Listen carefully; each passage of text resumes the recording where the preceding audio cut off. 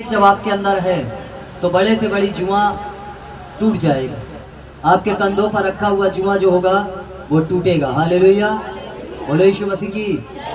आज परमेश्वर के समस्त बच्चे आए हैं और सचमुच आपने गर्मी को नहीं देखा, आपने मौसम को नहीं देखा, आप आए हैं।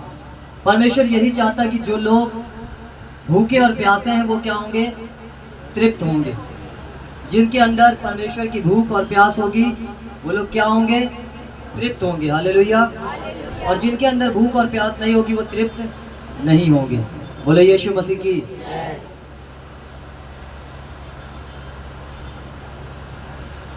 मैं पीछे वालों को देख नहीं पाता था, इसीलिए हमने कूलर को वहां से अलग किया।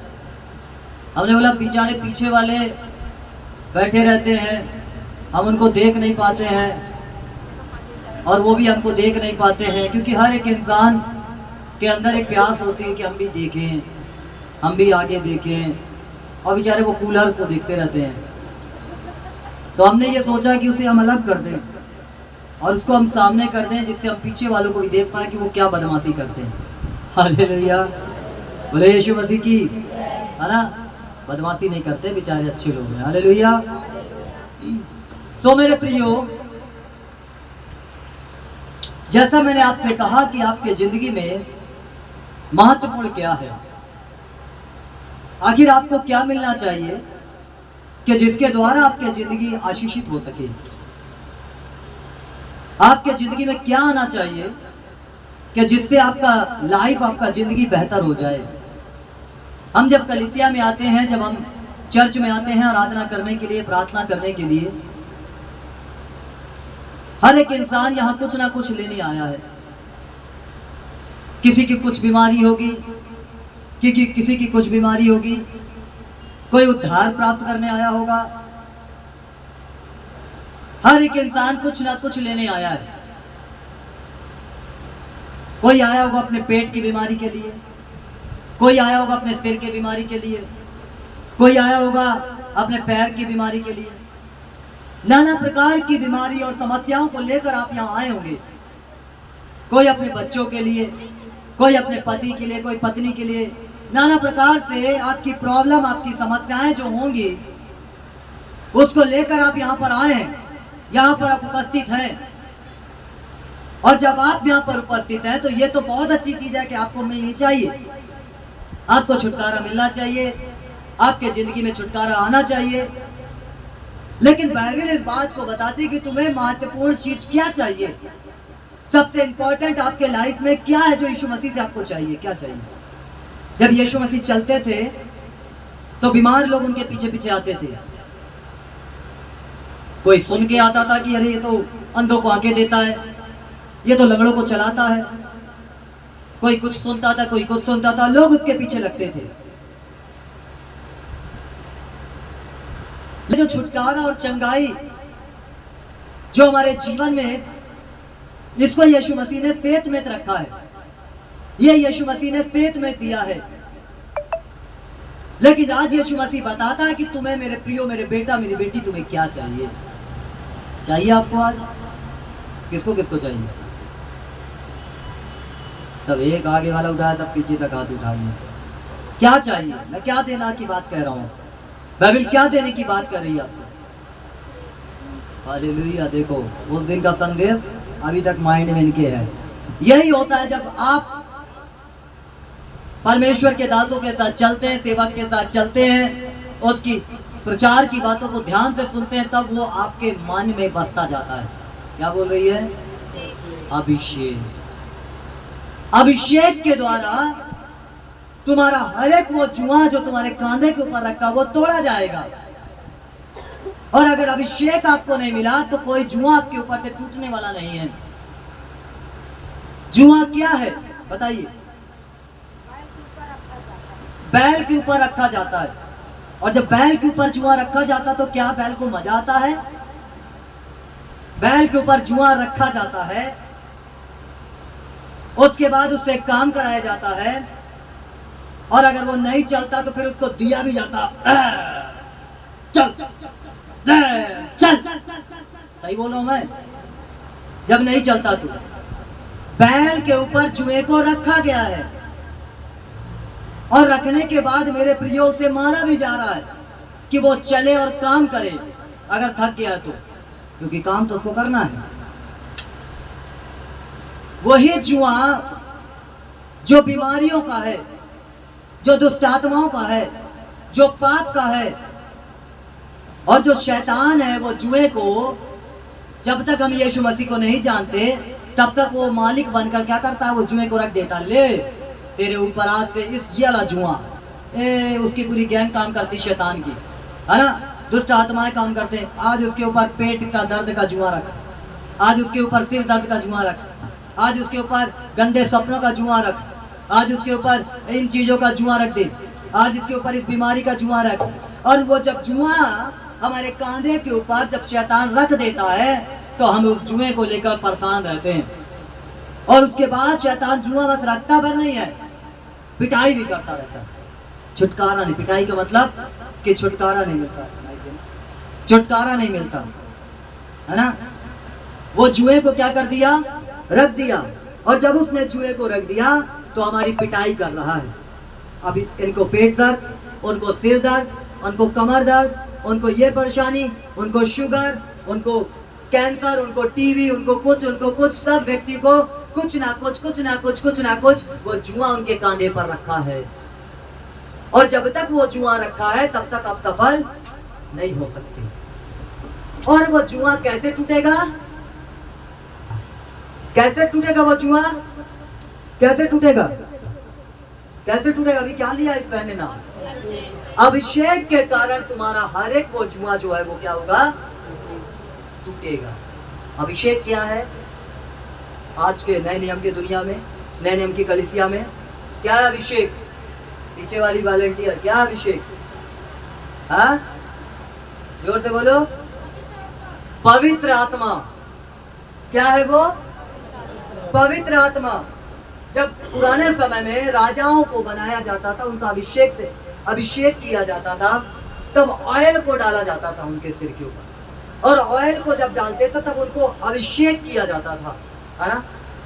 वो अभिषेक होता था उनका कि आज से ये राजा नियुक्त कर दिया गया है, आज से ये राजा बन गया। और अभिषेक जो है ना, सॉरी, वो तेल जो है वो अभिषेक का क्या होता है, चिन्ह होता है। और वो तेल को उनके सिर पे डालते थे। और आज के समय में भी वो क्या है, वही अभिषेक है, लेकिन वो कुछ बदल गया। जब यीशु मसीह यहाँ से गए तो यीशु मसीह ने कहा कि मैं तुम्हारे लिए एक सहायक देता हूँ, और वो है पवित्र आत्मा। और जब सत्य का आत्मा तुम्हारे जीवन में आएगा तब तुम्हारी जिंदगी जो है वो क्या हो जाएगी, बदलेगी। तब तुम्हारी लाइफ जो है वो क्या होगी, बदलेगी। तब तुम्हारी जिंदगी, तुम्हारी लाइफ क्या हो जाएगी, बदलाव में जाएगी। जैसा कि मैंने आपसे कहा मेरे प्रियो कि अभिषेक के द्वारा आपका हर एक जुआ जो है वो तोड़ा जाएगा।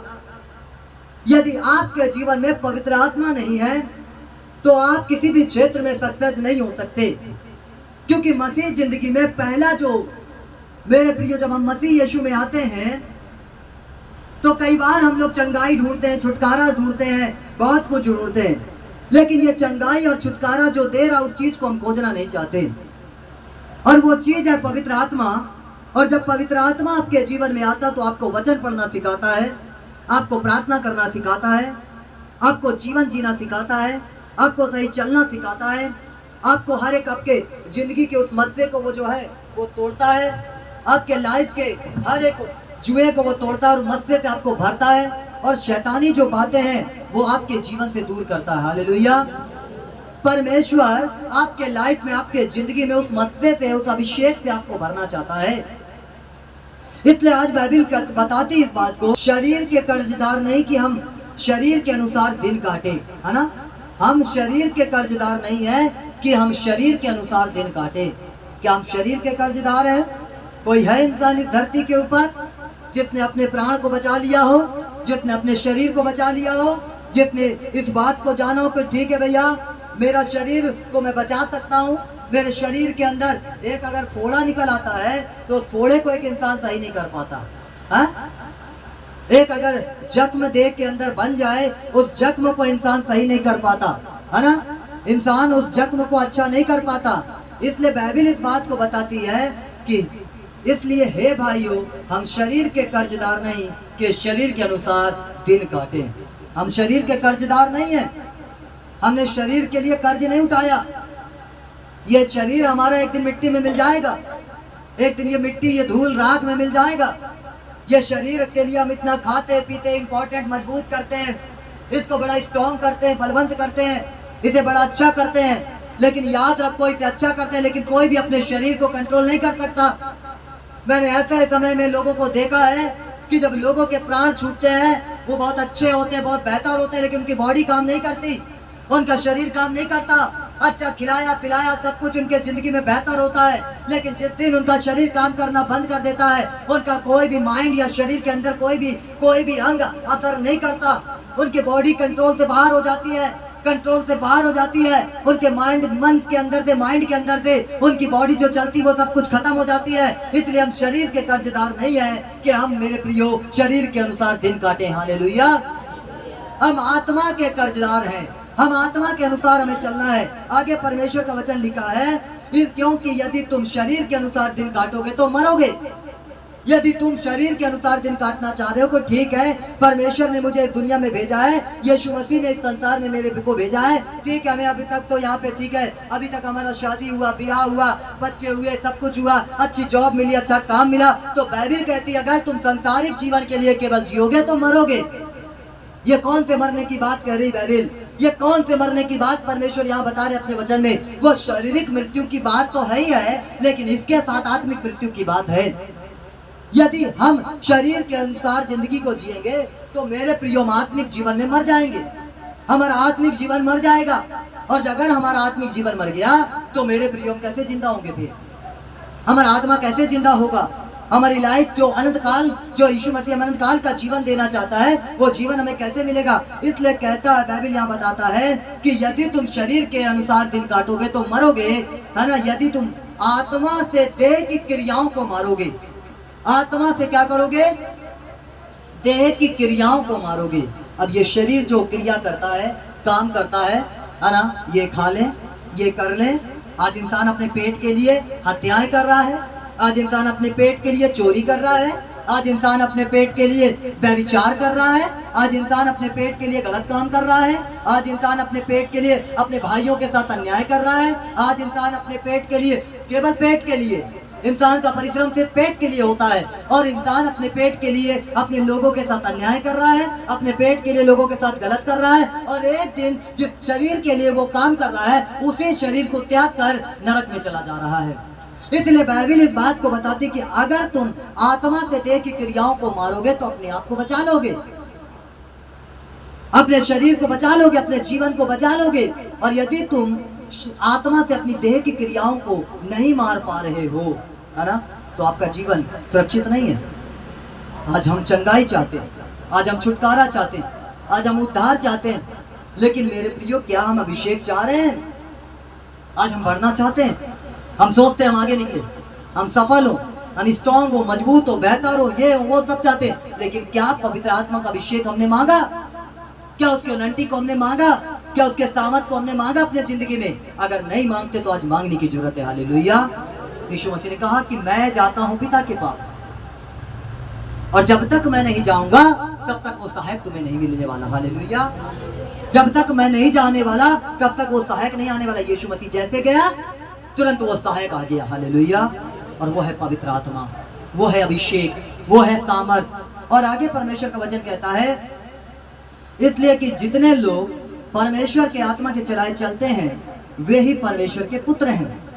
कि जितने लोग परमेश्वर के आत्मा के चलाए चलते हैं। अब परमेश्वर के आत्मा के चलाए चलने वाला इंसान, सबसे पहली बात अपने जीवन को जांचो। जब आप कहते हो कि मैं परमेश्वर की आत्मा का चलाए चलता हूं, तो जांचो। परमेश्वर की आत्मा के चलाए चलने वाले पाप नहीं करते। पहला, तो घमंड नहीं करते, लालच नहीं करते, लोभ नहीं करते, जेलसेस नहीं करते, किसी के विरुद्ध में कोई भी ऐसी बातों को वो नहीं करते, है ना।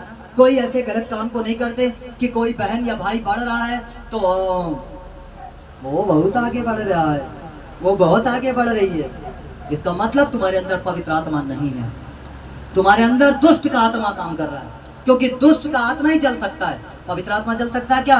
पवित्र आत्मा क्या करता है? बढ़ाता है। पवित्र आत्मा क्या करता है? ऊंचा उठाता है। पवित्र आत्मा क्या बोलता है? कि तुम्हारे मुंह से वही निकले जो आवश्यकता के अनुसार दूसरों की उन्नति का कारण है। लेकिन अगर हम अपने भाई से जल रहे हैं, अगर हम अपनी बहन से जल रहे हैं, अगर हम जेलस कर रहे हैं, अगर हमसे कोई आगे बढ़ रहा है हम उससे जल रहे हैं, इसका मतलब कि पवित्र आत्मा हमारे अंदर नहीं है, वो दुष्ट का आत्मा है। कि अगर हम किसी को आगे बढ़ते हुए देख रहे हैं और जब उसे आगे बढ़ते हुए देख रहे हैं तो हमारे अंदर ये जलन आ रही है, ओ वो कैसे बढ़ रहा है, ओ वो कैसे निकल रही है, वो कैसे आगे बढ़ रहा है। और जब ये स्पिरिट काम करती है तो इसका मतलब कि मेरे प्रियो, आपके अंदर वो पवित्र आत्मा नहीं, वो दुष्ट की आत्मा है। और दुष्ट की आत्मा जब आपके शरीर में है तो वो धीरे धीरे, पहले तो आपके अंदर जेलसी थी, आपने देखा अरे वो तो मेरे से अच्छा गाती है, वो तो मेरे से अच्छा बजाता है, वो तो मेरे से अच्छा ये करता है, या तो मेरे से अच्छा दुआ करता है, या मेरे से अच्छा मैनेजमेंट संभालता है। तो जैसे ये बातें आपके जिंदगी में आ गई, तुरंत इसका मतलब कि शैतान ने आपको, आपके माइंड को पहले ही पकड़ चुका है और बस आप चल रहे हैं दिखाने के लिए। शैतान, दुष्ट आत्मा ने आपको पहले ही अटैक आपके जिंदगी में कर दिया है, आपके लाइफ में कर दिया है, लेकिन आप समझ नहीं पा रहे हैं, आपको पता नहीं चल पा रहा है। और जैसे ये स्पिरिट आपके अंदर धीरे धीरे धीरे धीरे धीरे धीरे काम कर रही है ना, और आप उसका ट्रीटमेंट नहीं कर रहे तो एक दिन ये बड़े रूप में आ जाएगी, है ना, बड़े तरीके से फिर ये काम करेगी। पहले आप एक से जलोगे, फिर आप दूसरे से जलोगे, फिर आप तीसरे से जलोगे। ऐसा करके आपको ऐसा लगेगा कि मैं सबसे बेहतर हूँ, बाकी सब गलत है, मैं सबसे अच्छा हूँ, बाकी सभी रॉन्ग है। इसलिए बाइबल इस बात को बताती है कि इसलिए कि जितने लोग परमेश्वर की आत्मा की चलाए चलते हैं वे ही परमेश्वर के पुत्र हैं, क्योंकि तुमको दासत्व की आत्मा नहीं मिली कि फिर भयभीत हो, परंतु लेपालकपन की आत्मा मिली है, जिससे हम हे अब्बा हे पिता कहकर पुकारते हैं। हालेलुया। शैतान ही आप ही स्वर्ग दूतों का रूप धारण कर सकता है, आपको पता है ना। शैतान आप ही सफेद चोले पहनकर स्वर्गदूतों का रूप धारण कर सकता है और हमें लगेगा बहुत सही, बहुत सही, बहुत अच्छा, बहुत अच्छा, बहुत बेहतर, बहुत बेहतर। आज ये बातें हमें समझने की जरूरत है कि खुदावन हमें हे अब्बा हे पिता कहने की ये स्पिरिट दे रहा, आत्मा दे रहा कि तुम मुझे पिता कहो, अब्बा कहो, क्योंकि तुम मेरी संतान हो। और जब हम उसकी संतान हैं, जब उसके बच्चे हैं, तो क्या हम उसके अनुसार चल रहे हैं? जांचो अपने आप को, देखो यीशु मसीह गलत काम करता था, गाली देता था, बुराई करता था, जलता था। जिस यीशु मसीह के पास आज हम कलीसिया में आए प्रार्थना करने के लिए, करवाने के लिए, छोड़ दो दुनिया भर के लोगों के जीवन को, यीशु मसीह के जीवन को ही मात्र देखो। बाइबल को जब हम पढ़ते तो यीशु मसीह के चरित्र को ही हम देखते हैं। तो क्या यीशु मसीह का चरित्र ऐसा था? जब यूहन्ना भी, उस समय यूहन्ना के चेले भी थे, यूहन्ना के चेले भी वहां पर काम कर रहे थे, यूहन्ना भी काम कर रहा था, स्वर्ग राज निकट आया, यूहन्ना भी प्रचार कर रहा था। और मेरे प्रिय, वहां पर यूहन्ना के चेले भी बोलते हैं, यीशु मसीह के चेले भी देखते हैं, दोनों के अलग अलग है। लेकिन क्या यीशु मसीह के मन में ये बात आई, अरे यूहन्ना मेरे से पहले आया है ना, मुझसे सीनियर हो गया, उसका जन्म पहले हो गया? या यीशु मसीह यूहन्ना से जलने लगे कि यूहन्ना यीशु मसीह से जलने लगा? यूहन्ना उसको, कि मुझे जब बपतिस्मा लेने की बारी आई थी, जब वहां पर यरदन नदी में यीशु मसीह गए यूहन्ना से बपतिस्मा लेने के लिए, तो क्या बोला? अरे मुझे तो तेरे हाथ से लेना आवश्यक है। यीशु मसीह ने कहा हमें मिलकर धार्मिकता को पूरा करना है, जो होना है वो कर दो, जिसलिए तू पहले भेजा गया उस काम को कर, उस चीज को कर, है ना, उस काम को कर। यीशु मसीह ये बोल सकते थे, अरे यूहन्ना मैं तो तुझसे बड़ा हूं, क्योंकि मेरे लिए तो बाइबल में लिखा है। लेकिन यीशु मसीह ने क्या बोला कि हम दोनों मिलकर धार्मिकता को, उस बात को पूरा करना है, जो काम तुझे मिला तू कर, जो काम मुझे मिला मैं करूंगा। हालेलुया। वहां पर जलस नहीं हुआ, वहां पे जलन नहीं आया। मैं क्यों इस बात को प्रभु के ही चरित्र से बता रहा हूं, जिससे आपको समझ में आ जाए कि आपको किसी दूसरे के जीवन को नहीं देखना, आपको अपने प्रभु के जिंदगी को देखना है कि आपका प्रभु कितने बातों को जीवन में देखा, कैसे वो चला और किस तरीके से चलने के बाद अपने जीवन को वो सही कर पाया। हालेलुया। और परफेक्ट बना के रखा। और आज आप और मैं क्या कर रहे हैं? आज आपका और मेरा जीवन क्या है? आज आपका और मेरा लाइफ क्या है? क्या मसीह चरित्र है हमारे अंदर? क्या मसीह की आत्मा झलक रही है हमारे अंदर? क्या मसीह की जिंदगी झलक रही है हमारे अंदर? क्या हमारे लाइफ में मसीह है? हम किसी से बात करते तो पता चलता है कि ये मसीह है?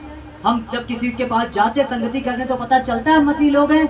क्या पता चलता है कि मसीह यीशु को मानने वाले लोग हैं? कि हम भी फिर मेरे प्रिय जैसा संसार जी रहा वैसे ही चल रहे हैं? हम चर्च के अंदर तो बैठ गए, हम चर्च के अंदर तो बैठ गए जैसा हमें बैठना है, हम जैसा आराधना करना हमने किया, लेकिन बाहर जब हम चर्च के बाहर गए तो हमारा लाइफ फिर कैसा है? हमारी जिंदगी फिर कैसी है? हमारा लाइफ कैसा है? फिर क्या हम अपने बच्चों से अच्छे से बात कर रहे हैं? क्या हम अपने पति से अच्छे से बात कर रहे हैं? क्या हम अपने पत्नी से अच्छे से बात कर रहे हैं? क्या हम अपने घर परिवार से अच्छे से बात कर रहे हैं? अपने माता पिता से अच्छे से बात कर रहे हैं? ये सारी चीजें आज हमको अपने जिंदगी में झांकने की जरूरत है। हालेलुया। अगर हम कहते हैं कि पवित्र आत्मा हमारे अंदर है, हम कहते हैं पवित्र आत्मा हमारी लाइफ में, हम कहते हैं कि मैं आत्मा से भरा हूँ, हालेलुया हालेलुया, और हालेलुया केवल दिखाने के लिए नहीं, मैं बार बार इस बात को बोलता हूँ, वो हालेलुया अंदर आना चाहिए, वो हालेलुया स्पिरिट में आना चाहिए। परमेश्वर का आत्मा, सत्य का आत्मा आज आपको भरना चाहता है अपनी स्पिरिट से। और जब परमेश्वर का आत्मा आता है तो बदलाव लाता है। जब परमेश्वर का आत्मा आता है तो बदलाव आता है जिंदगी के अंदर, हमारे लाइफ के अंदर बदलाव आता है जब पवित्र आत्मा आता है। अगर हम बुराई करने वाले तो बुराई बंद होती है, हम व्यभिचार करने वाले व्यभिचार बंद होता है, हम नशा करने वाले नशा बंद होता है, अगर हम झूठ बोलते हैं तो झूठ बंद होता है, हम किसी से जलते हैं तो जलन बंद होती है। यह है परमेश्वर का आत्मा। हालेलुया। इसको कहते हैं पवित्र आत्मा। जब जिसके अंदर में आता है, किसी के घर में किसी की सास आ गई तो अरे सास आ गई है और कह रहे हमारे अंदर पवित्र आत्मा है। अरे सास आई है, तुम्हारी माँ आई है, तुम्हारी माँ आई है।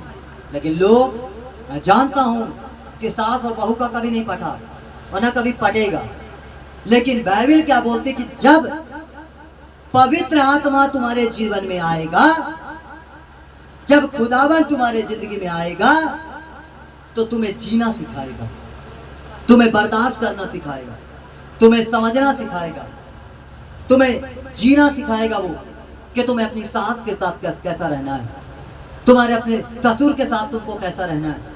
वो तुम्हारे माँ बाप हैं, वो तुम्हारे माँ बाप हैं, और तुम उनके साथ अगर गलत तरीके से रहोगे, गलत तरीके से उनके साथ जियोगे, गलत तरीके से वो करोगे तो क्या होगा? आप सफल नहीं हो सकते। और सेम यही चीज सास और ससुर के लिए भी है कि अगर आप अपनी लड़की को तो अपना हो, मेरी लड़की आई है बहुत दूर से, दुबली हो गई रे, कितनी दुबली हो गई तू है, भले लड़की अच्छी हट्टी कट्टी मोटी हो है, फिर भी माँ बाप को क्या दिखेगा? दुबली दिखेगी, है ना? दुबली लगी हो रे, बड़ी दुबली हो गई, खाना उन्हें नहीं खाती क्या है? नाती पोतों के बोले हे तुम लोग मेरी लड़की को दुबली कर दी है, ये होगा सास, है ना? और उसी घर में बहुएं हैं, उसी घर के अंदर बहुएं हैं, तो बहू को इस नजर से देख रहे जैसे ये नौकर है। सुबह 4 बजे उठना है, बर्तन धोना पड़ेगा, काम करना पड़ेगा, तुमको कपड़ा धोना पड़ेगा, ये करना पड़ेगा, वो करना पड़ेगा। अपनी बेटी तो बड़ी प्रिय है, और जब किसी की बेटी को तुमने अपने घर में लाया है, उसको बहू बना के लाया, उसने अपना पूरा घर परिवार बचपन से जिस घर में पली बड़ी, ऐसो आराम में जिंदगी को जिसने जिया, सब कुछ छोड़कर वो तुम्हारे घर में आई है, वो तुम्हारा चौका बेलन करने के लिए, तुम्हारे घर के वंश को बढ़ाने के लिए, और तुम्हारे नजर में वो दूसरे की बेटी है। ये सास ससुर के लिए भी है। अगर तुम कहते हो कि परमेश्वर का आत्मा मेरे अंदर में है, यह ऐसा मैंने मसीहियों के लाइफ में भी देखा है, क्रिश्चियनों के घरों में भी देखा है कि सास घर में पड़ी हुई रो रही है, लोग सेवा कर रहे हैं, और बहुएं घर में रो रही है, लोग सेवा कर रहे हैं। वो सताई जा रही है, मारी जा रही, घर के अंदर लोग सेवा कर रहे हैं, बहुएं सास सताई जा रही है, वो सेवा कर रहे हैं। रॉन्ग है, गलत है, नहीं है पवित्र आत्मा इनके अंदर। सब दुष्ट की आत्मा शरीरों के अंदर काम कर रही है, क्योंकि जहां पवित्र आत्मा होगा वहां मेल होगा, वहां प्रेम होगा, वहां सत्य होगा। हालेलुया। अगर तुम ये सोचते हो कि ये लड़की मेरी नहीं है, ये तो बहू है मेरी, तो आप रॉन्ग हैं, आप गलत हैं। उसने सब कुछ छोड़कर आपके घर आया, उसने सब कुछ त्याग कर आपके घर आया। उसको एक बेटी के समान आपको रखना है, उसको बेटी के समान आपको समझना है। मैं क्यों ये बात बता रहा हूँ आपको? क्योंकि मैं देख रहा हूँ इस दुनिया के अंदर क्या हो रहा है, परिवार के अंदर क्या हो रहा है। मेरे प्रियो, आज बाइबल इस बात को बताती है कि अगर तुम संतान हो ना परमेश्वर की, दावा करते हो, तो परमेश्वर की संतान मैं समझता हूं कि ऐसा नहीं होगी। मैं समझता हूँ कि परमेश्वर के लोग ऐसे नहीं होंगे। अगर सास को देख के मुंह फूल जाए, बहू को देख के मुंह फूल जाए, माई बहू आज खाना नहीं दी हमें, है आज हमें रोटी नहीं दी, गए रहनों के यहाँ खा ली हम। कई लोगों की आदत भी होती है ना। सास बहुएं देंगी, माता राम खाना खा लो, अभी ना खाएंगे, अभी ना खाएंगे, है ना। और उसके बाद मांग के खाने की आदत हो। और बहू मान लो दूसरा काम कर रही है, अरे खाना मांग रहे हैं, उस वही होता है फिर लड़ाई का घर, वही होता झगड़ा। दे रही तो खाओ टाइम से, और जब नहीं सुने तो युद्ध हो गया। मैं क्यों ये आज आपको ये शिक्षा भी दे रहा हूं बाइबल से ही। बाइबल में परमेश्वर आपको, अगर आप आत्मा से भरना चाहते हैं, अगर मरना चाहते हो, तो ऐसे नहीं मिलेगा कि एक तरफ तुम्हारा रिश्ता लड़ाई झगड़ों में युद्ध, सास बहू का ससुर का युद्ध चल रहा है, और एक तरफ बोले परमेश्वर मुझे आत्मा से भर, मेरा मरना कर, मुझे अभिषेक दे, कुछ नहीं देने वाला है। एक तरफ पति के साथ गृह युद्ध चल रहा है ना। पति एक बोला तो हम चार बोले, वो चार बोले तो हम पांच बोले, नहीं उठे तो बैग उठा चले मायके, जा रहे हैं बच्चों को लेके, हैं चल दिए उसको ताव बता के, जा रहे नहीं रहना तुम्हारे साथ, इसको किनारे करो, नहीं रहना तुम्हारे साथ, जा रहे हैं, दे रहे हैं तलाक, है ताव में बोल तो दिए, शब्द को निकाल तो दिए, शैतान ने तुम्हारे शब्द को सुन तो लिया। आज नहीं तो 10 साल बाद तुम्हारा तलाक फिर होना ही होना है, क्योंकि तुमने मुंह से इस चीज को बोला है, तुमने इस चीज को अंगीकार कर लिया है। और मनुष्य, बाइबल कहती है कि जो इंसान मुंह से अंगीकार करता है वो बातें उसके जिंदगी में, इसलिए कई बार बोलते हैं ना, जा मर जा, जा तेरे साथ ऐसा हो जाए, अरे ये लड़का मरत नहीं है, ये लड़की मरती, इसीलिए कईयों के बच्चे मर जाते हैं। कोई एक्सीडेंट में मरता है, कोई किसी चीज में मरता है, और यही कारण है कि जब माँ बाप मुंह से ऐसे बातों को निकालते रहते तो ऐसी घटनाएं हो जाती हैं। कई महिलाएं भी अपने पति को बोलती हैं, मर नहीं जाते, ये नहीं करते, और देखो वो जिंदा रहती है और आदमी मर जाते हैं, क्योंकि तुम ऐसा अंगीकार करती हो, तुम ऐसा बोलती हो, और तुम्हारे मुंह के शब्द शैतान चुरा ले जाता है, और जब वो चुरा ले जाता तो ऐसा करता है तुम्हारे लाइफ के अंदर, और तब तुम्हें पता चलता है कि मेरी जिंदगी में फिर रोते कोई मतलब नहीं, क्योंकि आपने ऐसा अंगीकार कर लिया है, आपने ऐसा बोल दिया है, और जब आपने ऐसा बोल दिया है तो होना ही है। इसलिए अपने मुंह के शब्दों के ऊपर कंट्रोल दो, क्या बोलते हो। इसलिए कहा गया ना, कई बार लोग शिक्षा, जो ज्ञानवान लोग होते, क्रोध को पालो, क्रोध को पालो। जो लोग क्रोध नहीं पाले, जिन्होंने पीना नहीं सीखा क्रोध को, अपने परिवारों को उन्होंने बर्बाद कर लिया, अपने घर को उन्होंने बर्बाद कर लिया, अपने लोगों को उन्होंने बर्बाद कर दिया। ये बात आज आपको जानना है, ये बात आज आपको समझना है कि मेरे प्रियो, आपको अपने शब्द का सही इस्तेमाल करना है, आपको अपने जिंदगी में सही इस्तेमाल करना है। आप अपने बच्चों को बोलते हो, अरे ये तो बड़ा शैतान है, ये तो बड़ा दुष्ट है, ये तो बड़ा नालायक है, और जैसा जैसा बोलते हो वैसे वैसा बच्चा बनते जाते हैं। आप बोले दुष्ट तो वो दुष्ट हो गया, दुष्ट के लक्षण देख लेना क्या हो। आपने बोला शैतान तो शैतान बन गया। शैतान क्या होता है? परेशान करने वाला। शैतान अच्छा होता है क्या? शैतान बढ़िया होता है, वो परेशान करता है। आपने बोला मेरा बच्चा बड़ा शैतान है, बड़ा शैतानी करता, ये बहुत शैतानी है, लाड़ से प्यार से बहुत शैतानी करता है मेरा बेटा, ले प्यार कर लिया तो लाड़ प्यार। तुमने एक शब्द को उसके जीवन में क्लेम कर दिया, तुमने उसके जिंदगी को बर्बाद करने के लिए पहली सीढ़ी दे दी है, और वो बच्चा फिर बर्बाद हो रहा है, वो बच्चा फिर तबाह हो रहा है। अपने शब्द के पावर को पहचानो। बाइबल यहाँ पर क्या बताती है कि मेरे प्रियो, इसलिए कि जितने लोग परमेश्वर की आत्मा के चलाए चलते हैं वही परमेश्वर के पुत्र हैं, क्योंकि तुमको दासत्व की आत्मा नहीं मिली कि फिर भयभीत हो, परंतु ले पालकपन की आत्मा मिली है, जिससे हम हे पिता कहकर पुकारते हैं। तुमको ये आत्मा मिली, भय की आत्मा नहीं मिली। स्ट्रॉन्ग, बलवंत होने की आत्मा आपको मिली है, सामर्थ्यशील बनने की आत्मा आपको मिली है। उसके अनुसार चलो, अपने लाइफ को चेंज करो, अपने लाइफ को चेंज करो। उस मत्स्य को, अभिषेक को अगर चाहिए तो पहले ये चीज बदल दो। हालेलुया। अपने शब्द बदलो, बोलो मैं आशीषित हूँ, मेरा परिवार आशीषित, मेरा घर आशीषित, मेरे बच्चे आशीषित, मेरा बिजनेस आशीषित, मेरा लोग आशीषित है, मेरा काम आशीषित है। जितना अंगीकार करोगे उतना ही परफेक्ट और परफेक्ट होते जाओगे। हालेलुया। और जितना निगेटिव अंगीकार करोगे वो निगेटिव बातें आपके साथ चलेगी। आप क्या सोचते हो, जो शब्द हम बोलते हैं ब्रह्मांड में वो शब्द सब गूंजते रहते हैं। आपको पता है ब्रह्मांड के अंदर हमारे शब्द जो हैं वो गूंजते हैं। आप जो कुछ पृथ्वी पे बोलते हैं ना, जितना चिल्लाते हैं, ए काकी, ये काकी आपने बोला, ये आवाज वॉइस आपकी उड़ गई और उड़ी और ब्रह्मांड में घूमती है। विज्ञान में जाके पता कर लेना ये सब आपके शब्द। इसका मतलब जब आपके शब्द बहुत शैतान हमारा लड़का, तो गई आवाज शैतान। और बाइबल बताती इफिसियों की पुस्तक में पत्री में क्या बताती है कि तुम्हारी लड़ाई लहू और मांस से नहीं है, प्रधानों से, अधिकारियों से, इस संसार के अंधकार के हाकिमों से और दुष्ट की आत्मिक सेना से, जो कहाँ पे है, कहाँ पे, आकाश में है। तो तुमने बोला हमारा लड़का बहुत शैतानी करता है, ये चली गई और आकाश में जाके आपकी आवाज गूंज रही है। तब दुष्ट आत्माओं ने सुना और सुनने के बाद अच्छा ये बोली है, अच्छा वो बोला है, चल जा भैया, जा जा जा ड्यूटी कर अपनी, इनके लड़के को शैतान बना। यही कारण है कि हमारे शब्द जो है ना वो असर कर रहे हैं हमारे बच्चों के ऊपर, हमारे परिवार के ऊपर, हमारे लोगों के ऊपर, है ना। हम बोल तो देते मजाक से, हम कह तो देते मजाक से, हम बोल तो दिए कुछ भी, हम तो कह तो दिए मजाक से, लेकिन वो कितना असर कर रहा है तुम्हारे जिंदगी में ये आप जान लो। इसलिए बोलो वही जो आवश्यकता के अनुसार आपके जिंदगी में पावरफुल बन सके। हालेलुया। उसी शब्दों का इस्तेमाल करो जिससे आपका जीवन सफल हो सके, बाकी किसी शब्द को आपको इस्तेमाल करने की जरूरत नहीं। फिर आगे कहता है आत्मा, आप ही हमारी आत्मा के साथ गवाही देता है कि हम परमेश्वर की संतान हैं, और यदि संतान है तो वारिस भी हैं, वरन परमेश्वर के वारिस और मसीह के संगी वारिस हैं, कि जब हम उसके साथ दुख उठाएं तो उसके साथ महिमा भी पाएं। हालेलुया। आत्मा, आप हमारी आत्मा के साथ क्या देता है, गवाही देता है। यदि आप मसीह यीशु के साथ रहते हुए दुख को उठा रहे हैं, यदि आप मसीह यीशु के साथ रहते हुए दुख को उठा रहे हैं, तो बाइबल इस बात को कहती है कि आत्मा, आप ही हमारी आत्मा के साथ गवाही दे रहा। क्या गवाही? कि अगर तुमने मसीह के साथ रहते हुए दुख उठाया तो मसीह के साथ चलते हुए तुम क्या पाओगे, महिमा पाओगे।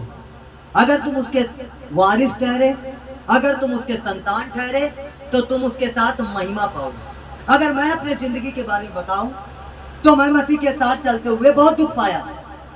मैंने गरीबी देखी, मैंने बीमारियों को देखा, दुष्ट आत्माओं के अटैक को मैंने देखा, जादू टोनों के अटैक को मैंने देखा, और बहुत ज्यादा मैं दुखित हुआ, बहुत ज्यादा मैं परेशान हुआ, और मैं मसीह के साथ दुख को उठा रहा था, और मसीह को मैंने छोड़ा नहीं। फिर भी मैं मसीह के साथ चलता रहा, चलता रहा, चलता रहा। और जब मैं मसीह के साथ चलता रहा तो बाइबल कहती है कि अगर तुम उसके संतान ठहरे, अगर तुम उसके वारिस बने, तो वारिस बनने के अनुसार तो अब तुम महिमा भी पाओगे। हालेलुया। और परमेश्वर ये महिमा दिखा रहा है। आज यहाँ से लेकर वहाँ तक बैठे जगह खाली है ना, पूरा भर चुका, अब कहीं कुछ खाली नहीं, आने वाले दिनों में और भरेगा। हालेलुया। क्योंकि हमने उसके साथ दुख उठाया, और दुख उठाने के साथ अब हम उसकी महिमा को पा रहे हैं परमेश्वर की। अब खुदावन महिमा को प्रकट कर रहा है। और अब्राहम जो हमारे विश्वास का पिता था, हम उसके विश्वास से उसके वारिस बन जाते हैं। और जो कुछ अब्राहम के ऊपर ब्लेसिंग थी, वो सारी ब्लेसिंग हमारे और आपके ऊपर आ रही है। हालेलुया। और अब्राहम कोई गरीब इंसान नहीं था क्या? अब्राहम क्या था? धनाढ़ इंसान था। अब्राहम अमीर था। आप कौन है? आप बोलो अमीर हूं मैं।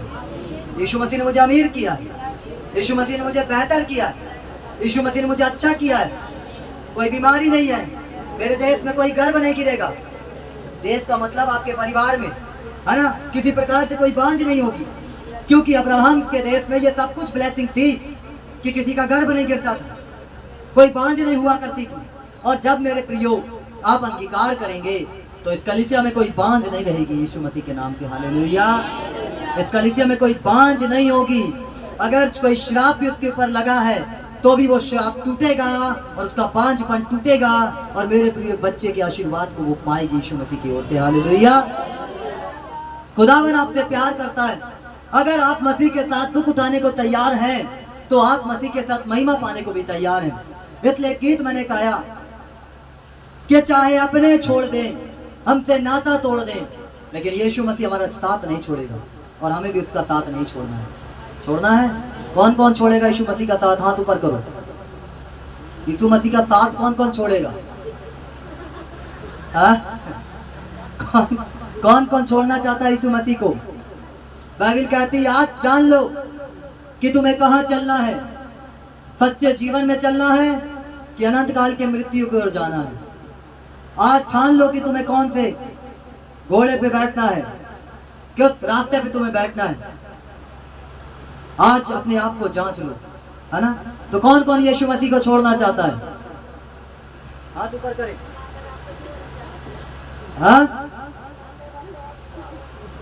कोई नहीं। हालेलुया, जोरदार ताली बजाओ अपने लिए, है ना। चाहे अपने छोड़ दें, हमसे नाता तोड़ दें, लेकिन हमें यीशु मसीह को नहीं छोड़ना है और ना यीशु मसीह हमसे छोड़ेगा। अपने छोड़ देंगे, हमको त्याग देंगे, त्याग दे देना, बोले ठीक है भैया, thank you, tata, bye bye, कोई बात नहीं। आज उनकी बारी की आवाज आपको छोड़ दे, कल परमेश्वर ऐसा करेगा कि आपकी बारी आएगी और वो आपके पास आना चाहेंगे, बहन जी, भाई साहब, लेकिन आपके पास टाइम नहीं हुआ कि आप उनसे रिश्ता रख सकें। हालेलुया, क्योंकि परमेश्वर आपको इतना ऊंचा उठा देगा, परमेश्वर आपको इतना बढ़ा देगा, नौकर चाकर में है। अब आप सोच रहे पास्टर जी कैसा बोल रहे हैं। अगर मैं अपने जीवन के बारे में झांकूं, है ना, अगर मैं देखूं पहले, तो मेरी लाइफ में जब परमेश्वर मुझसे कहते कि ऐसा होगा, ऐसा होगा, ऐसा होगा, तो मुझे लगता था क्या मजाक है, ऐसा भी कोई मजाक होता है क्या। परमेश्वर कहते थे देख ऐसा चर्च बनेगा तेरा, देख मैं तेरे काम को ऐसा करूंगा, मुझे लगता था होगा, लेकिन आज करा ना परमेश्वर ने। आज तुम अपने घर में बर्तन धो रहे होगे, आज आप अपने घर में बर्तन मांज रहे होंगे, लेकिन आने वाले दिनों के अंदर अगर तुम परफेक्ट परमेश्वर के साथ बने रहो तो नौकर और चाकर भी तुम्हारे घर के अंदर होंगे। हालेलुया, अगर वास्तव में तुम परमेश्वर के सही गाइडलाइन में चले, अगर परमेश्वर के सही अनुग्रह में रहे, तो पैसे की कभी तुम्हारे घर में कमियां नहीं होंगी, है ना। तुम्हारे जिंदगी में अगर तुम्हारे खानदान में गरीबी देखी होगी, तुमसे पहले तुम्हारे लोगों ने गरीबी देखी होगी, लेकिन आप कभी गरीबी नहीं देखेंगे, है ना। लेकिन सही गाइडलाइन में, सही मेंटरशिप के नीचे, सही परमेश्वर की अगुवाई में, पवित्र आत्मा की अगुवाई में, और जब आप ऐसा चलेंगे तो परमेश्वर काम करेंगे। हालेलुया, बोले यीशु मसीह की। इसलिए आपको लेपालकपन की आत्मा मिली है, जिससे आप हे अब्बा, हे पिता कह के पुकार सकते। सबको ये नहीं मिला, स्वर्गदूत नहीं कह सकते हे अब्बा, हे पिता। स्वर्गदूत बाइबल नहीं पढ़ सकते, आप पढ़ सकते हैं। आप हे अब्बा कह सकते हैं, आप हे पिता कह सकते हैं। हालेलुया। अगर आपने मसीह के साथ दुख उठाया है, तो अब आपका समय महिमा पाने का आ रहा है। अब आपका टाइम महिमा पाने के लिए आ रहा है। आज आपका समय महिमा पाने के लिए आ रहा है। खुदावन आपकी महिमा को दुनिया में प्रकट करने जा रहा है। परमेश्वर आपकी महिमा को संसार में प्रकट करने जा रहा है। यदि आप परमेश्वर की महिमा आत्मा और सच्चाई से कर रहे हैं, तो खुदावन आने वाले दिनों के अंदर आपकी महिमा को दुनिया के अंदर प्रकट करेगा, और दुनिया देखेगी आपकी महिमा को। आपके कलीसिया के द्वारा आपकी महिमा प्रकट होगी, आपके चर्च के द्वारा आपकी महिमा प्रकट होगी।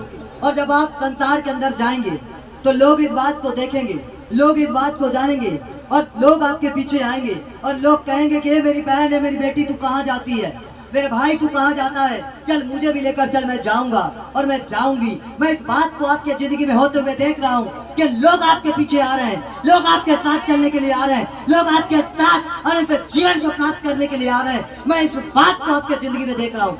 आपकी महिमा को परमेश्वर आपके नगर में, आपके बस्ती में, आपके देश में, आपके शहर में बढ़ाने जा रहा है। यस आमीन। आपकी महिमा बढ़ने जा रही है, महिमा को बढ़ाएं। आज अपने अभिषेक को, जो पवित्र आत्मा आप है खुदाबंद, एक एक के ऊपर उंडेल दो, उंडेल परमेश्वर। कोई खाली हाथ होकर न जाए। इनकी बीमारियां आज छूट जाए, इनकी गरीबी आज छूट जाए, इनके पाप के बंधन आज छूट जाए, इनका नशा जाए यीशु मसीह के नाम। हर वो नशा टूटे यीशु मसीह के नाम, हर गलत बातें आज जाए यीशु मसीह के नाम, हर बंधन टूट जाए यीशु मसीह के नाम से। आज तेरा मसा, तेरा अभिषेक आज खुदावन इनके ऊपर आए। पवित्र आत्मा जी हर बीमारियां छोड़े, हर कैंसर छोड़े, हर टीबी की बीमारी, हर दमे की बीमारी, हर पागलपन की आत्मा, हर पैर का दर्द, कमर का दर्द, बवासीर का रोग, सर्वाइकल, ओ गुप्त सपने जो इन्हें परेशान करते हैं, गुप्त रोग, यीशु मसीह के नाम से इन्हें छोड़कर जाए। या रा रा रा गाता रा बाशिंदा यीशु मसीह के नाम। पवित्र आत्मा की आग पवित्र आत्मा की सामर्थ आज उगले, आज इनके जीवन में काम करे 100 गुना। आज तेरी महिमा प्रकट, आज तेरी ग्लोरी इनके ऊपर आए, आज तेरी ग्लोरी आए, आज तेरी ग्लोरी आए, इनके चेहरों पर आए, इनके परिवार पे आए, इनके बिजनेस में आए, इनके नौकरियों में आए, इनके बच्चों में आए, इनके पति में आए, इनके पारिवारिक जीवन में आए, इनके घर में आए, इनके वैवाहिक जीवन में आए। आज तेरी ग्लोरी आए यीशु मसीह के नाम में। आज आए खुदाबंद, आज आपका महिमा प्रकट कर दीजिए। ओ लॉर्ड,